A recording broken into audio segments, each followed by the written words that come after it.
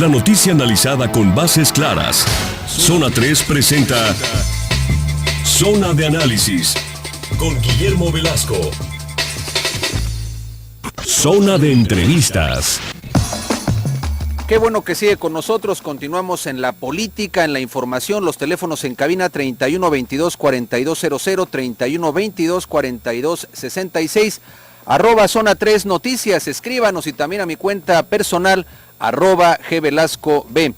Y bien, agradezco mucho que nos tome la llamada la diputada Celia Fausto para hablar de varios temas de la política y particularmente de lo que pasó en la glosa que concluyó recientemente. Hubo señalamientos fuertes sobre algunas insuficiencias que apreciaron legisladores de oposición cara al informe que presentó el gobernador de Jalisco. Diputada, ¿cómo le va? Un placer saludarle. ¿Qué tal? Buenas tardes, doctor. Con el gusto de saludarlo también a usted y su auditorio, y para mí es un placer tener contacto con usted y sobre todo a toda la gente que lo escucha. Oiga, pues muchos temas que comentar que me parecen que tienen mucho interés para la audiencia. Usted señalaba, me parece que de forma contundente y fuerte, que había un estado fallido en Jalisco en lo que a aplicación de la justicia se refiere. Una declaración o una aseveración fuerte, diputada. Sí, yo creo que todo el desarrollo de la glosa, doctor, se trató en primer lugar una vez más de un ejercicio totalmente obsoleto, desfasado ya completamente. No es otra cosa más que una pasarela de funcionarios. Y por supuesto llega un momento en que se termina en un monólogo entre los propios titulares de la Secretaría. Háganme el favor, es un ejemplo, ante una pregunta a un secretario, por ejemplo, en el sentido de, nos gustaría que nos explique qué han hecho o por qué han ido en aumento los índices de pobreza en el Estado, y que el titular que corresponda diga verde. A ese extremo se da este ejercicio, y me parece que no se le concede la seriedad y ni se asume con el espíritu republicano que trae inherente, y pues eso por supuesto que debe ya de modificarse este formato.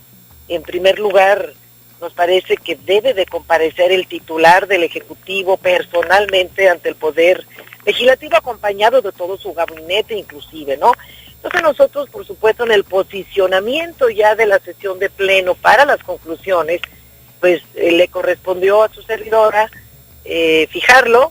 Dijimos que estamos, por supuesto, en un estado fallido donde no hay, por supuesto, políticas públicas que abatan la pobreza, la inseguridad, el desempleo, no hay un gasto a la baja, por el contrario.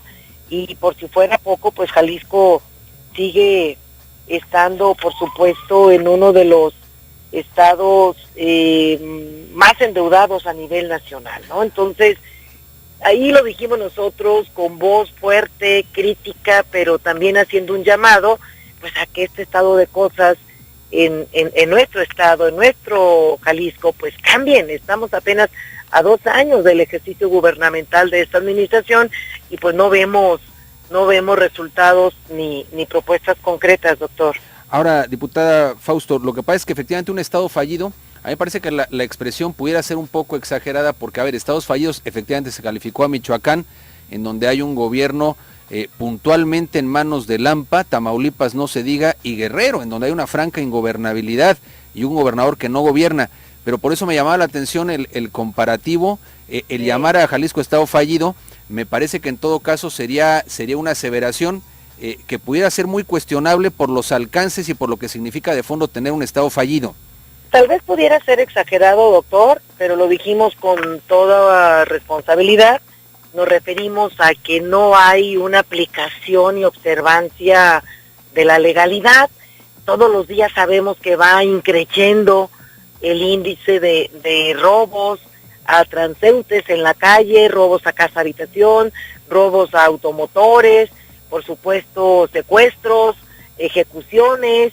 Hay muchas cosas que por supuesto los titulares del área que corresponde en materia de seguridad pues no nos dieron respuestas concretas. Y déjeme decirle que la fracción del PRD por mi conducto lo dijo en ese sentido de manera literal, pero en el ejercicio de la glosa y en las conclusiones prácticamente hubo coincidencias en términos de llamarle a que hay un abandono a la conducción o a una rectoría del Estado. Imagínese usted en el tema, por supuesto, porque no nos referíamos solamente en términos de ingobernabilidad de manera literal, sino de manera integral. O sea, el Contralor, a pesar de que le dimos toda la confianza, las 5 fracciones parlamentarias, al Ejecutivo, este poder le ha apoyado todas sus reformas, desde la reingeniería, la compactación de secretarías, aprobación de la contratación de empréstitos para el mando único, para la Fiscalía General, y pues todavía no se aterriza nada. Pero por supuesto, imagínese usted, en voz del propio Contralor, en cuanto a combate a la corrupción se refiere, dice es que la ley o el Código Penal que tenemos no sirve.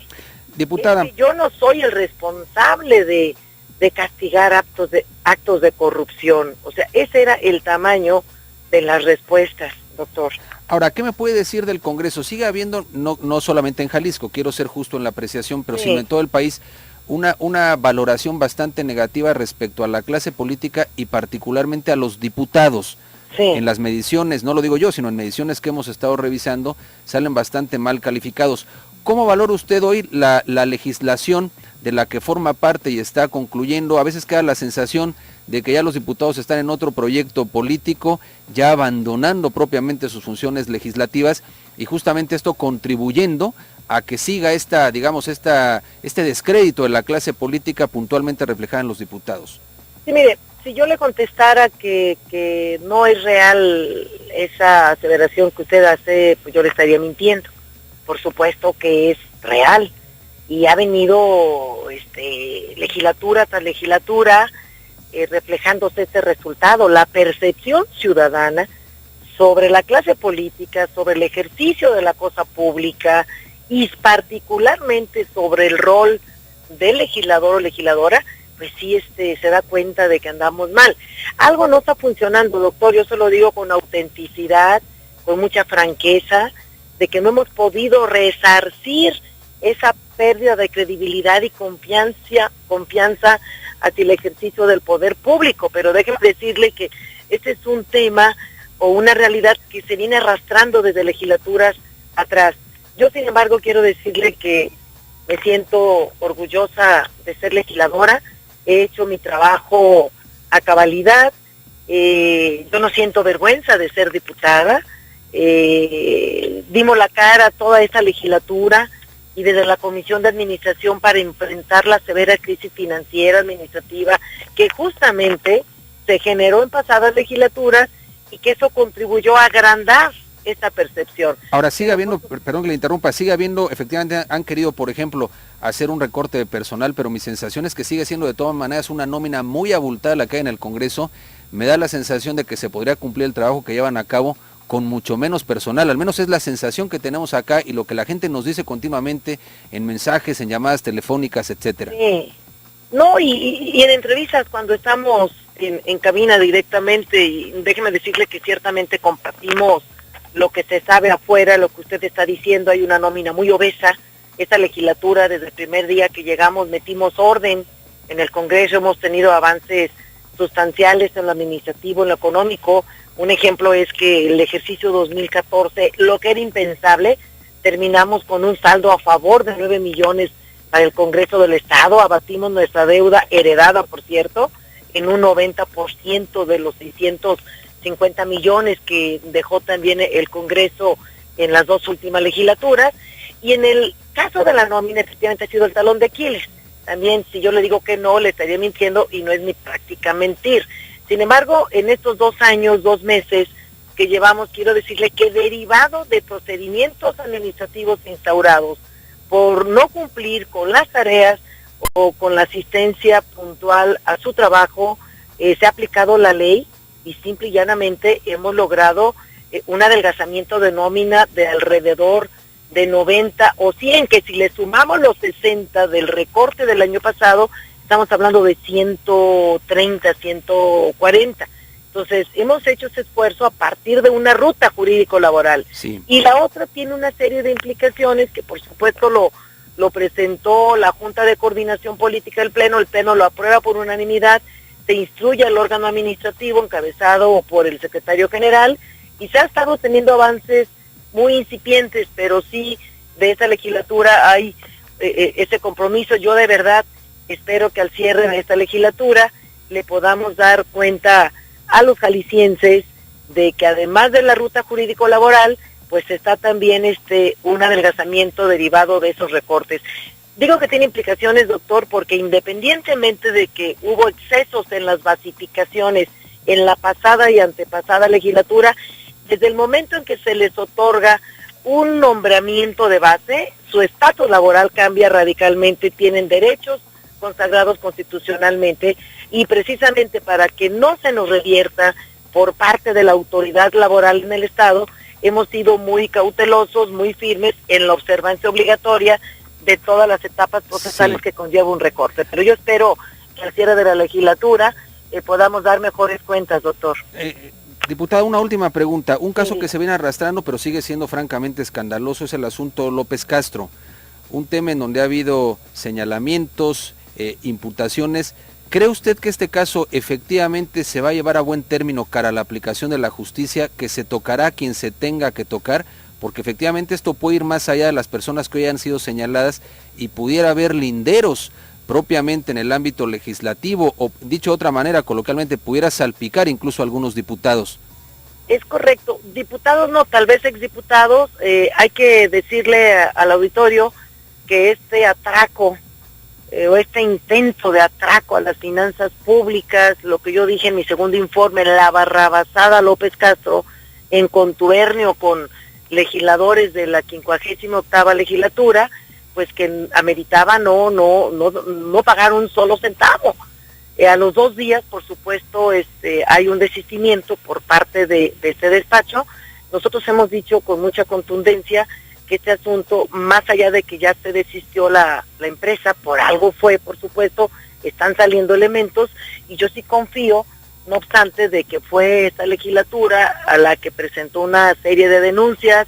En la entrega-recepción en el Pleno también instruimos al área jurídica, pues ya recientemente, como ha sido sabido, se han estado tomando ya algunas acciones de tipo penal.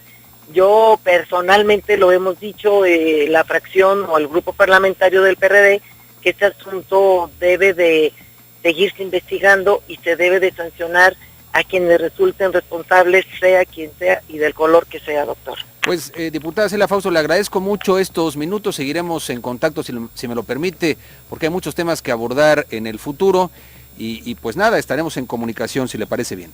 Con todo gusto, y nuevamente le agradezco la atención y nuevamente un saludo a su auditorio. Buenas noches. Gracias, hasta luego. Fue la diputada Celia Fausto, pues justamente abordando varios temas que tienen que ver con esta glosa del informe de gobierno y otros temas políticos en Jalisco.